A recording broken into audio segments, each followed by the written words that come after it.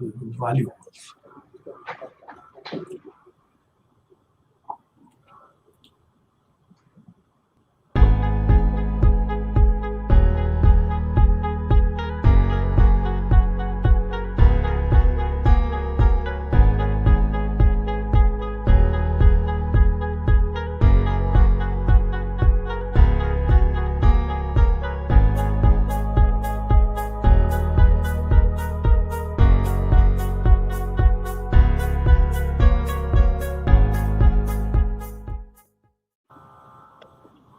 Hello and welcome to our virtual panel, Interculturality in Canada and the Challenges to Promote Our Cultural Heritage, organized by Unam Canada, together with the embassies of Costa Rica, Ecuador, Mexico, Paraguay, Peru, and Spain.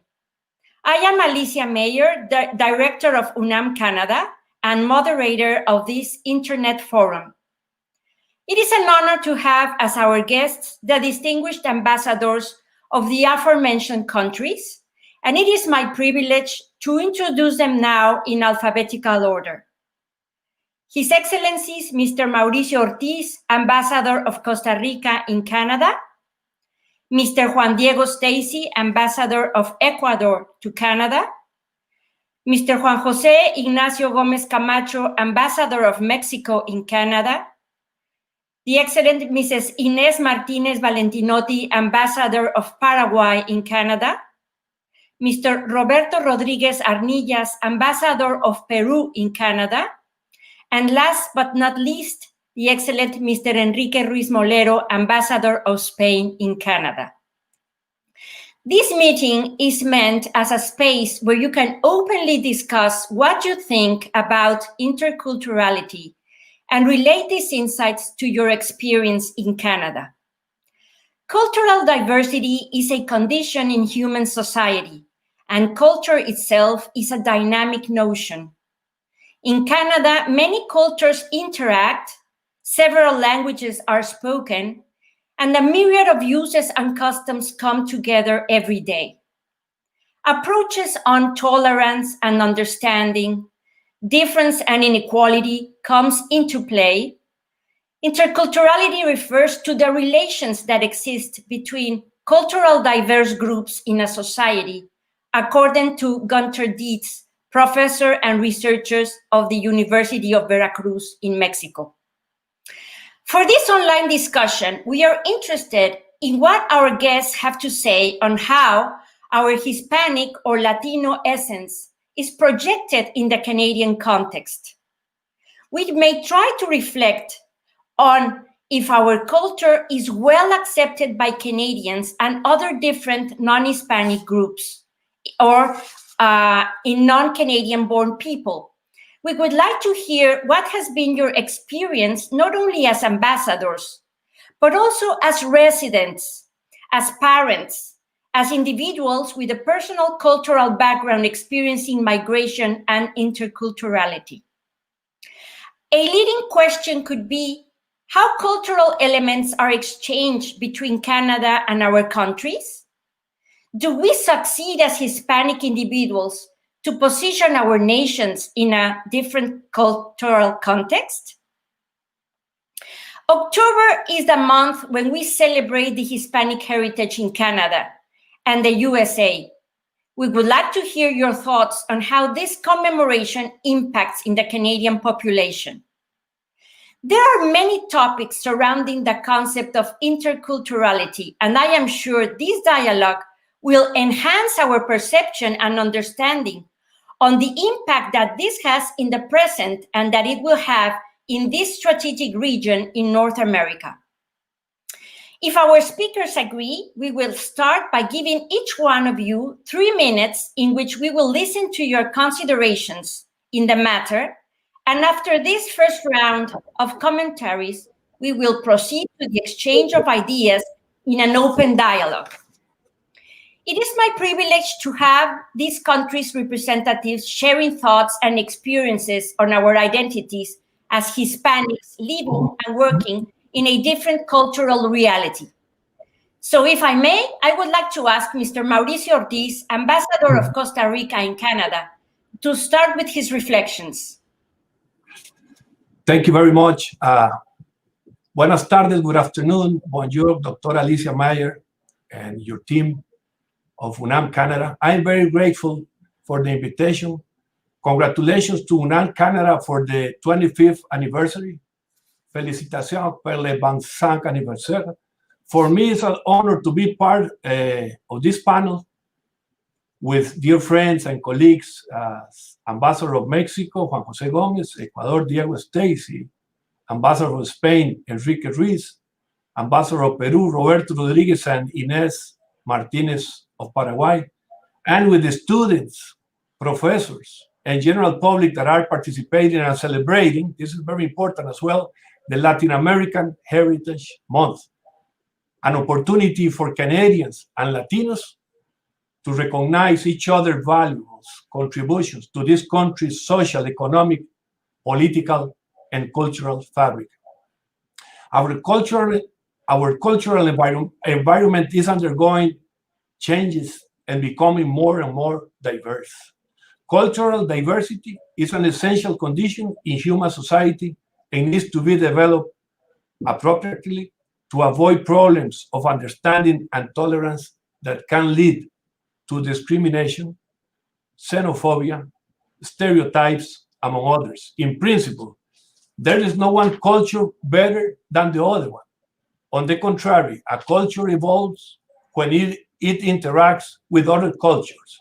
It is important that this contact take place in a respectful way, and there is where the notion of interculturality comes into play. We were invited to reflect on interculturality in Canada and on the challenges of our cultural heritage in this country, as well as on the possibilities of projecting the culture of our countries in this context. Talking about interculturality forces us to ask ourselves about cultural identity, and this question necessarily led us to ask ourselves about identity. What do we understand, or what does that which we call identity consist of? In principle, and to put it simple, we can answer that our identity lies in those things, symbols, costumes, objects, stories, ideas, people, etc., with which we identify ourselves. I am a Costa Rican or Canadian, not because my passport or my identity document say so, but also because I identify myself. That is, I recognize myself in a set of values, ideas, customs, and beliefs associated with the fact of being one from one country or another. Here I would like to bring up the Indian-British economist Amartya Kumar Sen, who, as many of you know, he has reflected on this issue. Amartya Sen explains that the political problem of identity consists in that many of them have been historically constructed on an exclusive way. That is, as if one could not be at the same time Costa Rican and Canadian, regardless of the possibilities of obtaining formal dual citizenship. We know that this is possible, as demonstrated by many descendants. This is as well of consideration, as demonstrated by many descendants of Canadians who have long rooted in my country, or Costa Ricans who have made Canada their second homeland. Mr. Sen then talks about the importance of building inclusive identities. That is, identities that escape the binary logic, according to which if I identify myself or recognize myself as A, I cannot do it at the same time as Z, J, or B. Then he shows how, in fact, each of us is built on a large number of affiliations. I am a Costa Rican, but at the same time, I am a man, a fan of soccer, such a soccer team or hockey team, and a supporter of such philosophical, political, or religious ideas. The problem arises when we must identify ourselves, that is, choose between options that in principle are presented to us are mutually exclusive. Can I be a man and a woman at the same time? there are those who say yes. Can I be a Muslim and a feminist at the same time? Many Muslim men will answer no, but many Muslim women would answer that that is possible. Sen argues that when we are faced with a dilemma between identities that are presented as exclusive, reason is called to decide beyond any cultural atavism, because in these atavisms lies the germ of sectarian violence that now and forever has suffered humanity. To end with a brief note on the topic of interculturality, which, as we saw, is different from multiculturalisms, I would like to pose a question that is relevant to both Canada and Costa Rica. Is it possible to be at the same time Costa Rican or Canadian and indigenous or member of the original nations, as they are called here? We know that from a formal point of view, this is possible. Both Canada and Costa Rica recognize the full right of citizenship and members of indigenous people and Afro-descendants. In 2015, Costa Rica reformed Article 1 of our Constitution, declaring Costa Rica a democratic republic, free, independent, multi-ethnic, and pluricultural. However, and to finalize, the question of interculturality points to something else and rather refers to whether it is possible to fully assume oneself as Canadian or Costa Rican and at the same time fully assume oneself as Algonquin or as a Quebecer, to mention two indigenous peoples of our countries. Or perhaps, as a last question, our national identities have been constructed precisely under that exclusive form that Amartya Sen denounced. Thank you very much.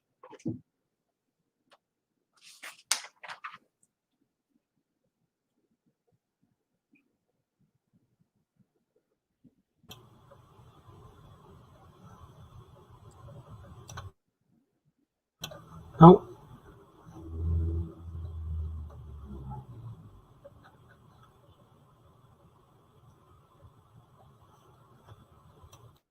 do you listen to me, please? Hello? Hello? I think I had my micro off, which is a very common thing in our online panels. I'm so sorry about that technical problem. Yes. I want to thank you very much, Mr. Mauricio Ortiz, Ambassador of Costa Rica and Canada, for your insights. After our first round of interventions, we will have an exchange of ideas. So I will now give a word to Mr. Juan Diego Stacy Moreno, Ambassador of Ecuador in Canada, if you may. Thank you very much. I'm very pleased to be here today with you, Alicia. And also, I would like to thank you for this kind invitation to speak about this important topic, I think, for our region. And also, I want to say that today it's a special day. Today is the Native Day. Today is the Day of the First Nations. So I want to send them my special greetings for commemorating this new year, this new day that is dedicated to them. Well, we are very proud of our continent. I think we have one of the richest culture in the world. But our culture is not only our heritage. Our richness is also the people, and the people is the most important that we have in our countries, and many of them, of course, are living in Canada. I would like just to put in context the theme of interculturalism, as there's no Canadians, I think, here in this panel, at least. I would like just to mention some points about the Canadian legislation that maybe will put us in contact or how they, especially the Canadians, are dealing with interculturality. But first of all, I would like to say also that we live in a globalized world. That is undeniable. And I will mention Marshall McLuhan. Marshall McLuhan, as you know, is a Canadian that coined the global village as a phenomenon of the world becoming more interconnected and a single community and culture as a result of the propagation of media technologies and instantaneous sharing of culture. And also, what is the role of migration within Canada, and what has also Canada agree on the international stage about this issue? And I would like to mention this Global Compact for Migration, because this is the first ever UN global non-binding agreement on a common approach to international migration in all its dimensions, in which member states committed to cooperate internationally to facilitate safe, orderly, and regular migration. And another point that I think is very important in this context is the cultural pluralism. And I will say that it's another condition in which minority groups participate fully in the dominant society, yet maintain their cultural differences. So we can say that interculturalism or multiculturalism in Canada is a work in progress. Certainly, multiculturalism was adopted in Canada formally on the 70s by the government of Pierre Trudeau. And as I said, it's a work in progress, but not achieved yet. It's a project under construction based on tolerance, respect for diversity, space, and freedom to keep cultures alive. What's the importance of the Canadian legal framework and the public policies as well that should be attached to this infrastructure? The Latin American community is the largest non-European one and has already an important space and cultural, social, and political visibility. However, challenges remain to be resolved, especially regarding the fully integration of the Latin American communities in Canada. Certainly, in recent years, the rapid growth of the community has generated the flourishing of cultural, artistic, civic, religious, and recreational and solidarity activities that bring together participants from different Latin American countries and also from other communities. On the other hand, the laws implemented are likely to facilitate the economic integration of large numbers of immigrants from our community. Within those, the most important background in the Canadian decision to consolidate multiculturalism is certainly represented in the Canadian Multiculturalism Act of 1988. And this act, if you allow me, just read, because I think it's very important to acknowledge what this act represents for Canada.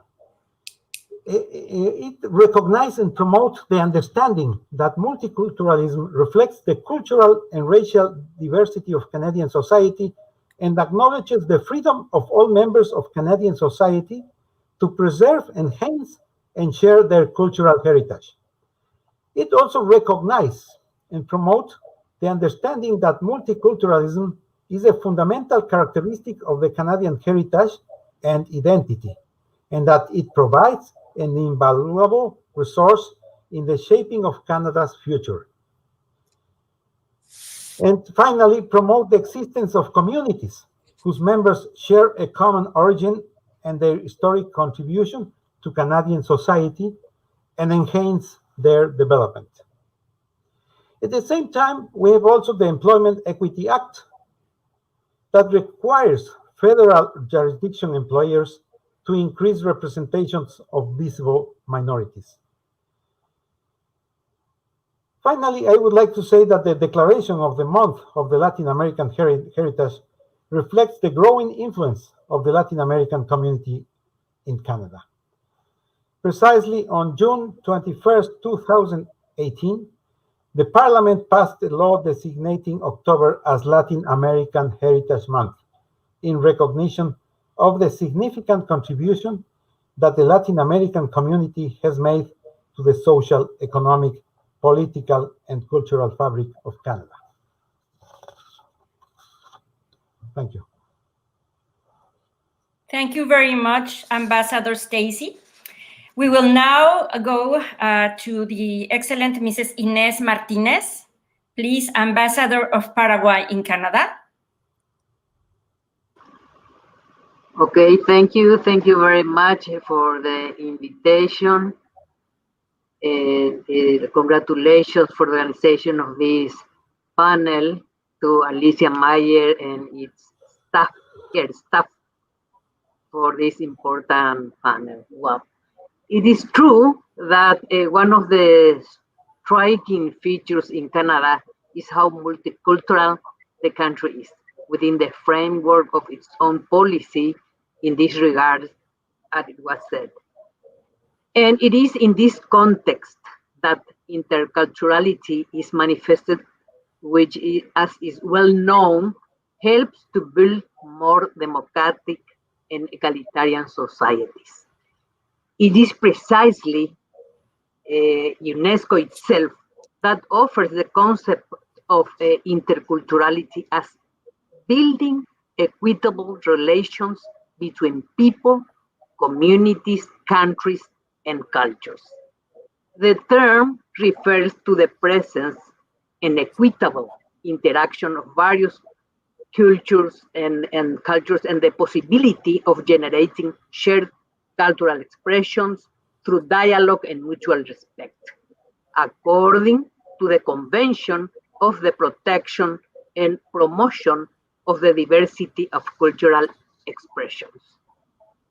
Among the objectives of this convention is precisely to encourage interculturality in order to develop cultural interaction in the spirit of building bridges between peoples.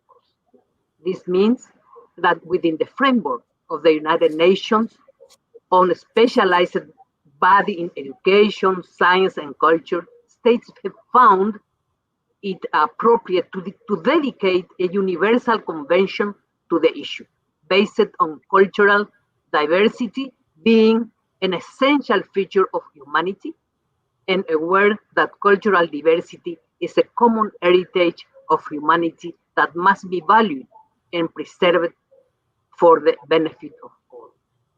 From this point of view, as it was said, we see that Canada is a multicultural country, a policy established no less than by law and within the framework of UNESCO decision where interculturality would be encouraged. Well, it is well known that Italy Day, for example, in Montreal, to mention an example in which Italian culture is valued, admired, and enjoyed in its various expressions. And of course, Spanish festivals and events that are organized. Likely, and especially in the province of Quebec, you can see rooted also expressions of Latin Americans itself, especially from those countries, obviously, with a larger number of immigrants. In this regard, Mexico must be mentioned as an example, and for which Unam Canada contribution is to be commended. So congratulations again, Alicia, and thank you. Thank you, for these important reflections. And now we're going to hear Mr. Roberto Rodriguez Arnillas, please, Ambassador of Peru in Canada. Thank you very much, Dr. Mayer, and allow me to congratulate through you to Unam for organizing this event. This is a very timely opportunity of talking about interculturalism, bearing in mind that next year is going to be the 50th anniversary of the implementation of these policies on multiculturalism that was mentioned by Ambassador Stacy of Ecuador here in Canada. When we talk about Canada, we have to refer immediately to the diversity, the multiculturalism, and the rich diversity that we can tell when we as an ambassadors through our work, we have been able to see the multiple cultural manifestation of these diverse communities, which usually interact and coexist without any conflict. Considering this growing reality, the Canadian government has been adopting, as has been mentioned, official policies in order not only to recognize the contribution of these diverse cultural communities, but also integrate them in an idea of a Canadian society with its own values and cultural characteristics, which is very, very important to underscore. Another idea that I wanted to emphasize is that during my tenure here in Canada, I was able to tell all these several further initiatives that has been continuously promoted and so as to acknowledge the relevant role of the migrant communities in this country, supporting not only its rich diversity, but also, and this is very important to underscore, its valuable contribution to sensible aspect as the economy. Peruvians, I would like to talk about Peruvians. Peruvians in Canada, who are approximately 40,000 in the Canadian territory, most of them residing in the province of Quebec, Ontario, Vancouver, and British Columbia, are known for being a highly qualified community, most of them being professionals or technical specialists or postgraduate students who came to Canada to pursue better education options and remain in the country to continue working. I can say from my own experience as an ambassador of Peru, and I should say that I was posted before in Canada between 2011 to 2013, and I can say that the Peruvian community has easily adapted to the Canadian society, considering that both countries are like-minded and that we share common values as the respect and tolerance for cultural diversity, the promotion of peace, democracy, and rule of law. We as Peruvians, we come from a country which is also tremendously diverse and complex as well. So I can say that our fellow Peruvians haven't had any difficulties in adapting to a country where so many cultures coexist at the same time. This is just for an introduction, and after I will further elaborate during the debate. Thank you. Thank you very much, Ambassador. Now it is my pleasure to ask Mr. Enrique Ruiz Molero, Ambassador of Spain in Canada, to share his thoughts with us, please. Thank you, Alicia. Thank you for the invitation to participate in this panel, and good afternoon to all the other speakers, dear colleagues. From our point of view, it's a little different from yours because, as you know, our presence in Canada is much newer than many of your countries. You know that, of course, Canada was formed in its history by communities coming from European countries, but not specifically from Spain. So the presence of Spaniards in Canada is very recent. So here's a big difference between our case and the cases of the countries that have spoken before. And then another difference would be the number of people. The number of Spaniards in Canada is small. So this is why I would say that it is difficult to mark our presence in this society. It is also true, as it has been pointed out, that different provinces approach the matter in different ways. In Quebec and Ontario, where most of our nationals are concentrated, we have a bigger chance of having a presence that is noted. In other provinces where there are so very few Spaniards, well, our presence is much smaller. In today's world, however, I believe that social media and the internet, etc., help our culture very much. It is not necessary to be present, but what is necessary is that the people connect to your country, to the things happening in your country. So what I see in my case is that Canadians know a lot about Spain, but not because we do much here to be noted. It's just because of our presence in the global sphere, because Spanish sportsmen or Spanish artists or Spanish opinion leaders appear on the media, then you have like a bigger presence of what the big Spanish community in the world is. And then we can also distinguish between what are popular things and what are much more elaborated forms, like is the presence in the universities or the presence in the studies of Spanish, of the Spanish language or of the Spanish culture. I see an interest in certain universities and certain provinces to know about our history.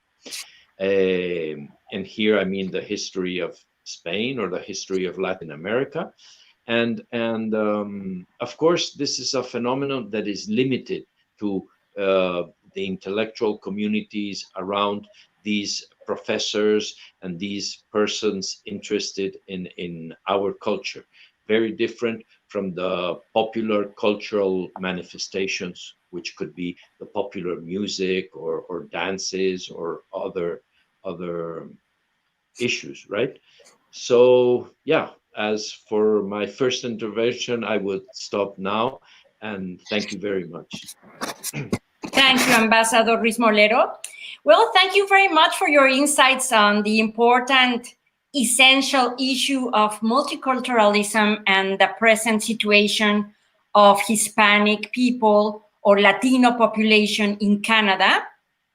As I told you, this meeting is meant as a space where you can openly discuss what you think about interculturalism, interculturality, if there's a difference between these concepts, of course, and relate these insights to your experience in Canada. Diego Stacy mentioned the phrase, this is a work in progress. So my first question, or to initiate the discussion, would be, what do you think about this comment that we are gaining spaces, but this is still a work in progress? Whoever wants to talk about this topic would be welcome.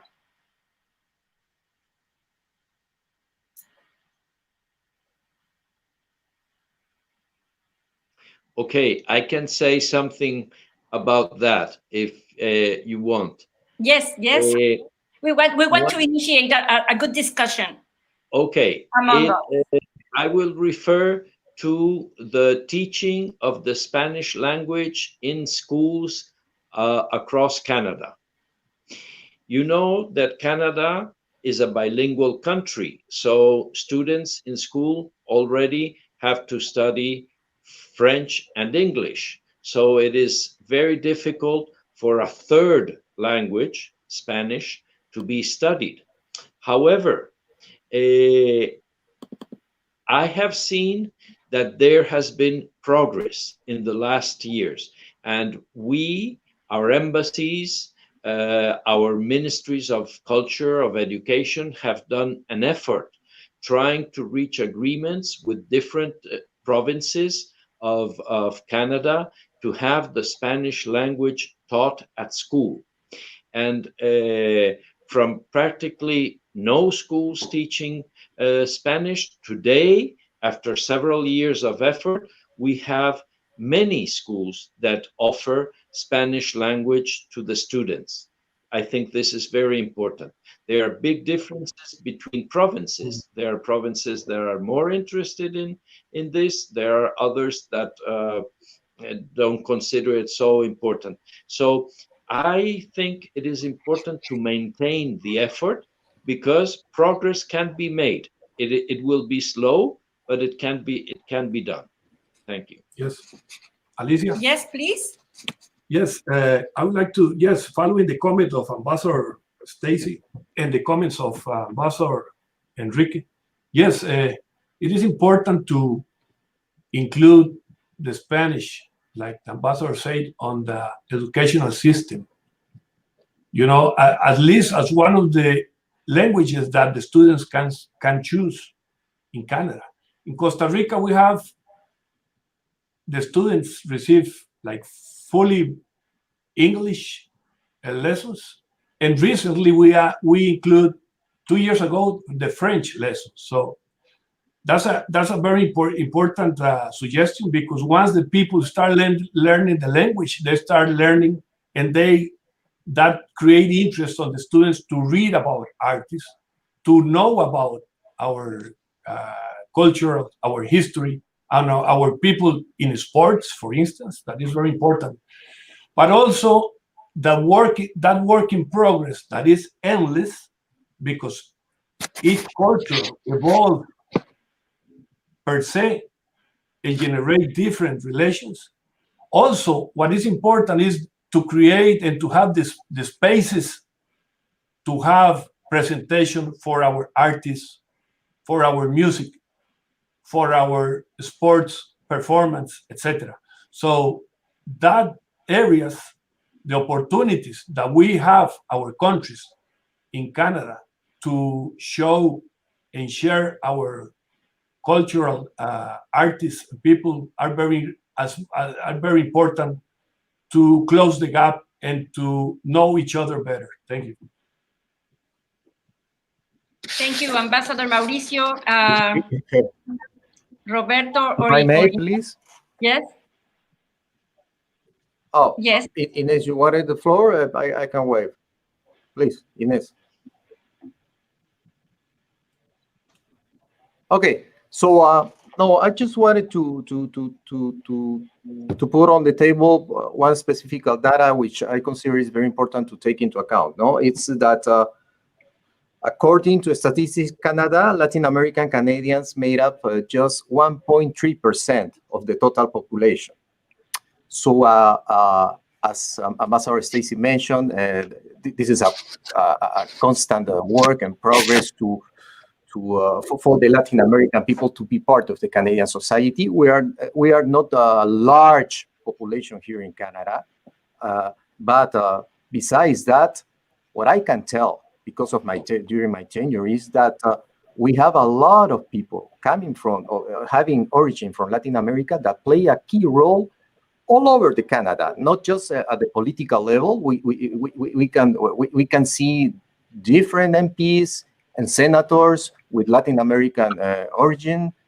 We can see Latin American people working at the university in the area of science and playing important role and for the development of this country. A lot of people working for the CCC, EDC, important agencies of Canada at the governmental level, and teachers at the universities. So what I'm trying to say is that despite the fact that there is a barrier, which is the language, but it is very easy to overcome that. The capacity of the Hispanic people to be part of this country and to be part of the society as a whole, interacting with the originary peoples, with people coming from all over parts of the world, is very easy, and it's been done without any difficulty. What is very important is to stress and to underscore that. And something that I wanted to mention, which is very important to bear in mind as well, is that Canada is part of the Western Hemisphere. Canada is part of the Americas. And the only differences that we could have between us is the language. But the way of life, the way of thinking is almost the same. For a Canadian to go to Ecuador or to Costa Rica or to Guatemala, there's not going to be any problem at all, because the values and the principles are the same. The only difference is the language. The same is going to be for an Ecuadorian, a Peruvian, or a Paraguayan coming here to Canada. It's very easy for them to be part of this society. And this is why, because when you are here in Canada, you can breathe interculturalism, you can breathe multiculturalism, you can breathe the values and principles that we do share. Thank you. Thank you, Ambassador. Ambassador Inés Martinez? Well, yes, as the Ambassador of Peru mentioned, the Canada is part of America, so we should take advantage of the interest that well, personally I find in the Spanish culture, like the meal, for example. They like to they are interested in not only in the language, and that's why I repeat that the contribution of Unam Canada is very important with the Spanish classes they give, because I'm sure that the people are very interested in learning the language. Yes, indeed. Diego, yes? The micros. Sorry, just allow me, Alicia, to mention something related to this work in progress, really. And it is how we see from our perspectives, from at least I must say from my perspective, that about the interest of Canada in Latin America. As we know, of course, that trade is extremely important for Canada. And so the main partner of Canada, of course, is the USA, and politically, Canada is also focused mainly to other European countries. So the point is, how can we get the interest of Canada for Latin America? Because if there's more interest for Latin America, certainly there will be more interest for the Latin American culture. And as Ambassador Peru said, we are the same. We have the same values. We are Westerners. So there are many reasons why we should have a very smooth approach between Canada and Latin America. But maybe that's not the case. And another thing that I would like to mention is that probably, to be very frank, the display of the cultural, the Latin American cultural, is not as wide, is not as deep as we should like to see it. And why does it happen? It does not happen because it's not important, our heritage is not important, our history, but maybe there is another issue that could be a budget issue. And I will say that many of the cultural activities are organized by the embassies, of course, by the consulates in each of the provinces, and by the Unam, of course. That Unam is supporting us all the time with academic and cultural activities. But I think that the community as such should have more funding, should have more programs to enhance their activities. And I'm talking about, of course, about cultural activities, about academic activities, and not saying that there are a few very important Latin American organizations that are working in different fields. here in Canada, and they are working very well, very well. But I think that there should be a better response from the government of Canada to the initiatives that are born inside the Latin American community. Thank you. Yes, we will continue our discussion, but first I would like to show a message from Ambassador Juan José Gómez Camacho, Ambassador of Mexico in Canada, who was not able to accompany us today, but he sent a message that I would gladly share with you, if you allow me. Please, I'm going to ask to pass the video that he kindly sent to us, and then we will go back to the discussion. Te agradezco mucho la invitación.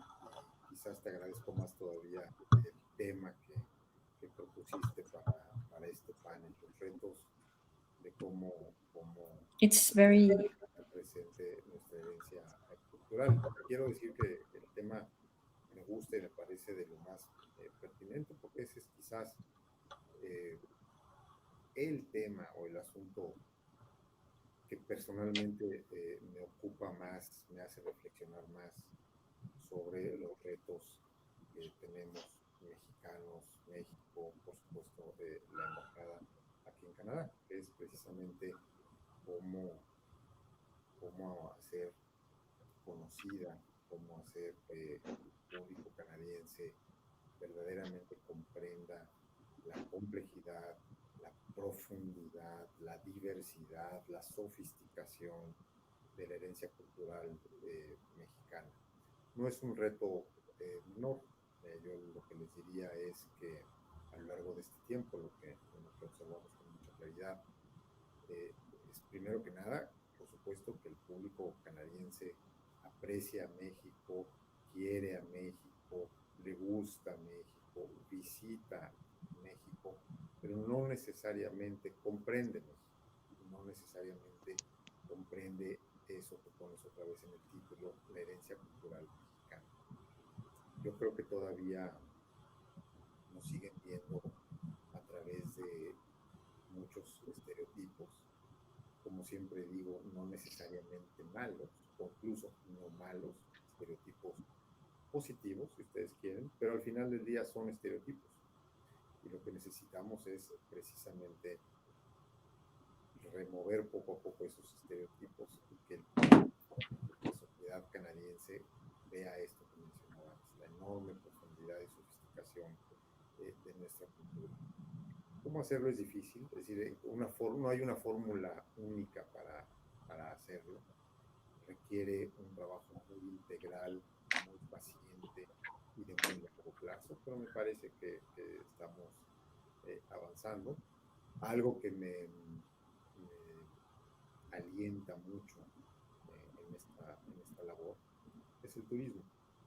El turismo canadiense en México, más allá de que es negocio, de que genera empleo, que tiene un impacto positivo, eso económico en nuestro país, tiene este otro... Ahora están poniendo un vídeo, pero el vídeo de difusión de la cultura mexicana. Y lo digo porque un fenómeno más reciente es que una proporción importante de 2,5 millones de turistas canadienses que visitan nuestro país cada año, cada vez se empieza a mover de los destinos tradicionales, cada vez se mueve más del destino tradicional de sol y playa, cada vez sale de los all-inclusive resorts y ese tipo de lugares y empieza a buscar destinos en el centro de la República, por ejemplo, la Ciudad de México, Oaxaca, Puebla, Tasco, etcétera, es decir, otros, el estado de Querétaro, también Jalisco, muy impresionante, en donde el turista canadiense empieza a buscar entender México y descubrir el país y su cultura en toda esa gran profundidad y complejidad que tenemos. Y eso tiene naturalmente una repercusión aquí en Canadá en el trabajo o ayuda al trabajo que estamos haciendo. Pero es un reto complejísimo, no es nada fácil, es de muy largo plazo, pero como decía al principio, pusiste el dedo en el renglón correcto. Así que te felicito por eso. Muchas gracias por este evento y por supuesto cuenta siempre con la embajada, que lo sabes bien, para apoyar el trabajo espléndido que hace la Unam aquí en Canadá.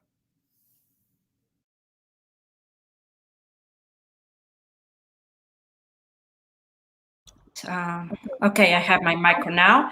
Unfortunately, the volume, the original recording was very low. We didn't catch everything in the volume that we would have liked to hear the ambassador.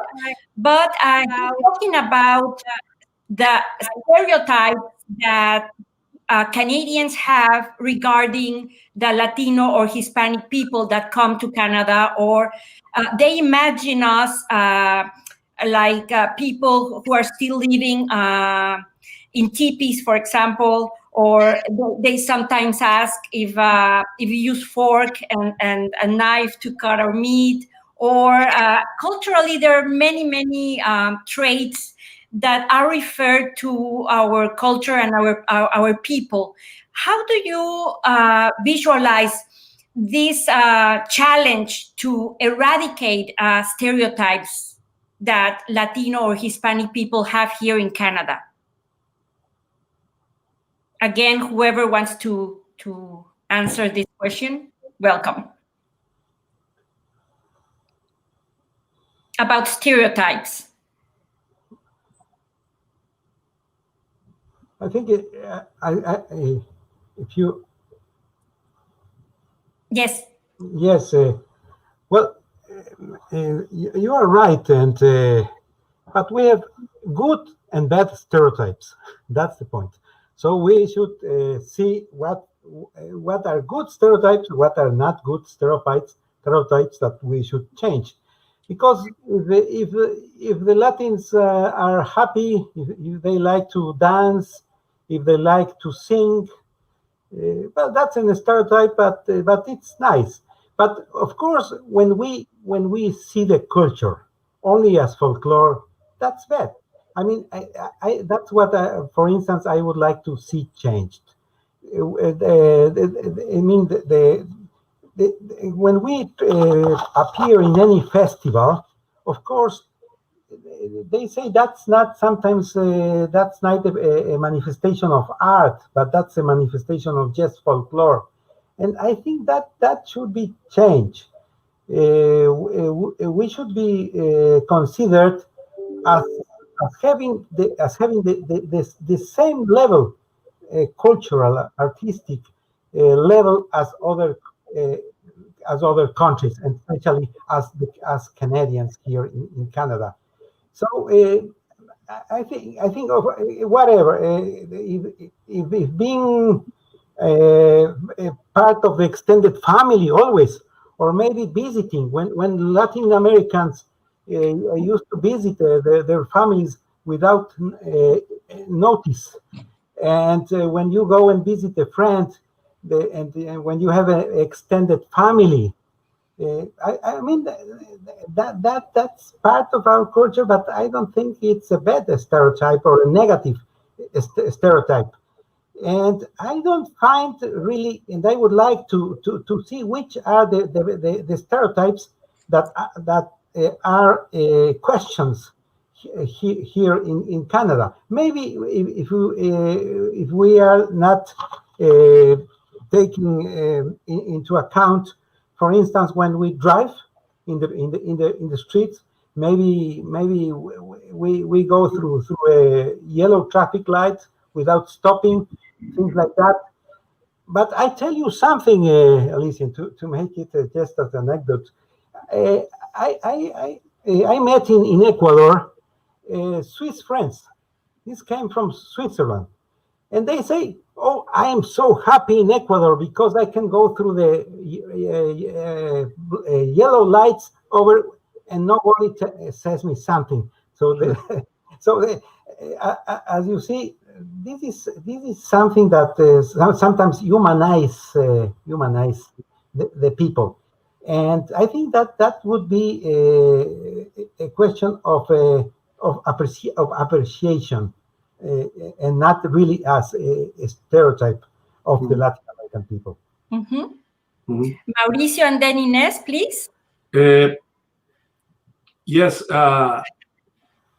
my suggestion is how from generation to generation we can modify. There are, like Ambassador say, good and bad stereotypes, but my suggestion is that through education, like Unam does in Canada, through the exchange of students, of Canadian students to our countries and from our countries to Canada, is a good way to plant those seeds, in generation to generation, to exchange more ideas, concepts, and to see the different aspects of our culture. So one suggestion is that those programs should be reinforced. The students in Latin America should have more opportunities to join the universities and high schools, preferred, let's say, at least the last year. And the Canadian students that wish to go to our regions to learn about us, we should expand and strengthen those programs that will benefit, the Canada and Latin America very much. That's very important. Will play a very important role related with the stereotypes. Thank you very much. Thank you. Ines? Yes. Normally, you like what you know, no? And it's very important, I think, exchange between the students, the young people, and giving an example, the exchange of programs like work and travel. Paraguay proposed to Canada, and well, we were not, we didn't have success because they say the authorities said that, well, maybe in 2 more years, but it's very simple because you just offer an opportunity to the students. And of course, the controls about the visa and everything had to be done.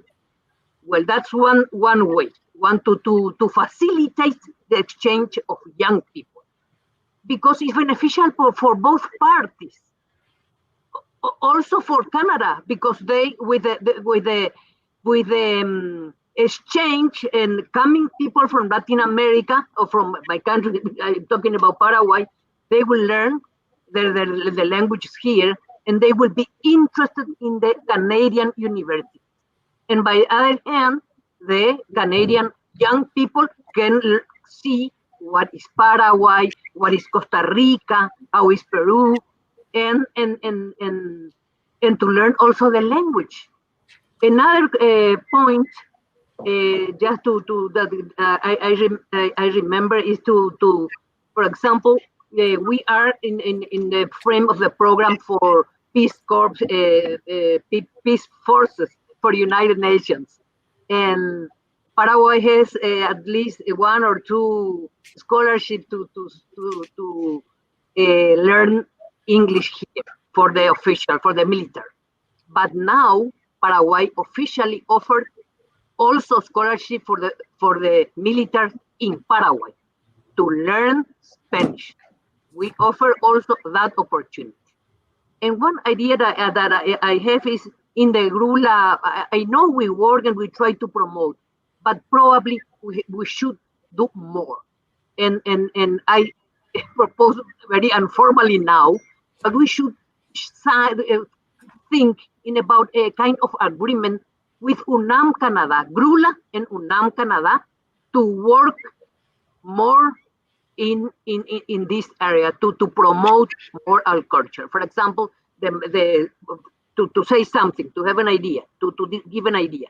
The month or the week of Paraguay, the week of Ecuador, week of Costa Rica with Unam Canada, and just an idea to have some points of start. That's all, Alice. I will take that as a homework, Inés, and we will wait till COVID-19 leave us alone, and we can go back to the group reunions and be able to open our school, which has been closed for the last 6 months now. But I think with these type of activities, we can still be visualized and have the opportunity to share our projects and, of course, to transmit our values and our culture and Spanish language. Spanish language is our biggest asset. If you agree, it's the most powerful asset that we have to transmit our culture and our values. I think I have a question from the audience, and I would like to put it in the table. I'm wondering what the participants think about mixed race, second generation people with Mexican heritage. I'm a white native Canadian, and my wife is from Mexico. I think it will be interesting to see how our child will integrate the two cultures. Now, that's a very beautiful question, and I don't know if any of you would like to make a comment on it. How this child will absorb the two values of the two different cultures. If I may, Alicia, Yes. I think there's not going to be any difficulty on that. I met with Peruvian families that are on account of third generation living here in Canada. They haven't lost any relationship with Peru and their cultures, but at the same time, they are feeling so Canadians and respecting and admiring also the culture and values that pertains to this country. Again, this country is a wonderful country. I'm talking about my experience. I have 3 kids. 2 of them are right now in high school, and something that they were impressed is about the cultural diversity in each class of them, and they never had. I was posted before in the U.S. and Ecuador and Brazil, and they didn't have any opportunity of knowing people from all over the world, and they didn't have. I'm talking about my sons. They didn't have any problem at all to make friendship, to know each other between them, to exchange information. There's no stereotypes. There are a lot of people coming from Africa, from Asia, from Middle East, and from Latin America. And the funny thing is, my kids were the only Latin Americans kids at school. So and that's something very different from them, because when we were posted in the US, obviously mostly the majority of the community was from Latin America more than African or Asian. Here in Canada, it was the contrary. But my point here is there was no difficult at all for being part and to participate and to exchange information and to forge a friendship, a strong one. So making that a comment, I'm trying to answer in some way the question that you pose. I don't see any difficulty, and actually the kids, they are going to be more rich because they are going to enjoy 2 different cultures.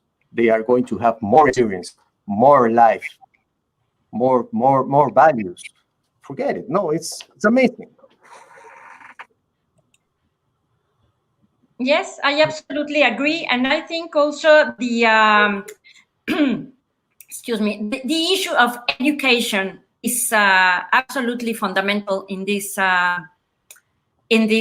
for this topic of education, the education of the child with the same or equivalent value given to both cultures, from the mother and the father. So that is essential in the individual. But I don't want to be the one who talks. I am only the moderator. So I leave the forum to you. I would very, very much like to hear about your insights on these and other topics, because there are many things on the table. I think Unam is in a way like an embassy. We are representatives also of Mexico, but as well as Ibero-American cultures and the Hispanic world as a whole. And we try very, very hard to make the Latino and the Hispanic cultures have a presence in our local reality in Canada. So I think we are all, you as ambassadors and me as director of a school of Mexican, the National University of Mexico, we all have a task to promote our culture, to promote the Spanish language and our heritage, as you all mentioned, as a very important word, a very important concept. And I think we can manage to put our cultures in a platform where we can be heard and we can be visualized, and slowly but surely we can finally find our goals achieved in these matters. I don't know if you agree with me.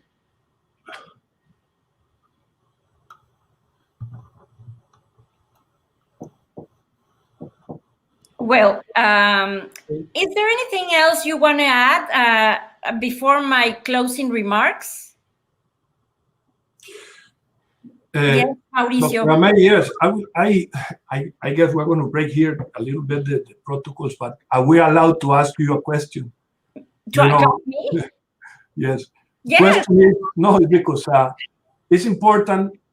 We want to know from your experience as a director of Unam Canada, what motivates the Canadian students to join the Unam Canada? What motivates them to learn about not only Mexico, let's say our culture, the language? What is your experience on that? What can you share based on so many years of the university, the experiences that you can share with us about that aspect? Thank you very much. No, thank you for the question. And I am very proud to say that the school has been here in the capital region, specifically in Gatineau, for 25 years. So we have built a name for the school, and I think that we have had very rich experiences. But I think our project that joins the teaching of the language, of the Spanish language, together with the courses in culture, Latin American and Hispanic culture and history, is the bond that Canadians found very attractive in our programs. So we usually, before the pandemic, we used to have 800 students, 900 students per year, Canadian students. And right now with the pandemic, we have gone on, we have made our courses online, and we have 80, 90 students, Canadian students, taking our courses online, not only Spanish language, but also cultural, historical courses. So I think this is a very attractive motivation for Canadian students. And I would rely on that as long as the pandemic is here, to have these online courses joining these two aspects in education. Thank you. Well, we might be closing our dialogue, and I have some reflections before our farewell. Marcus Garvey once said, "A people without the knowledge of their past history, origin, and culture is like a tree without roots." And after hearing you, I can make some remarks.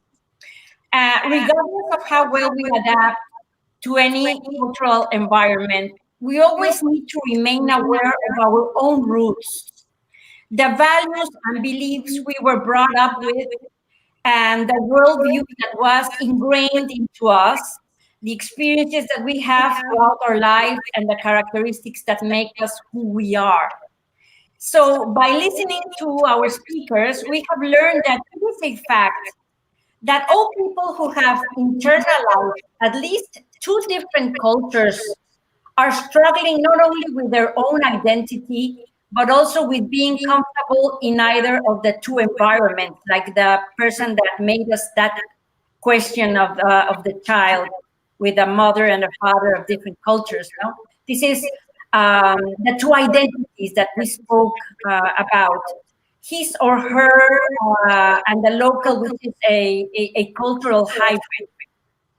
Our perception will always be guided by our experiences as individuals, our beliefs, and our cultural patterns.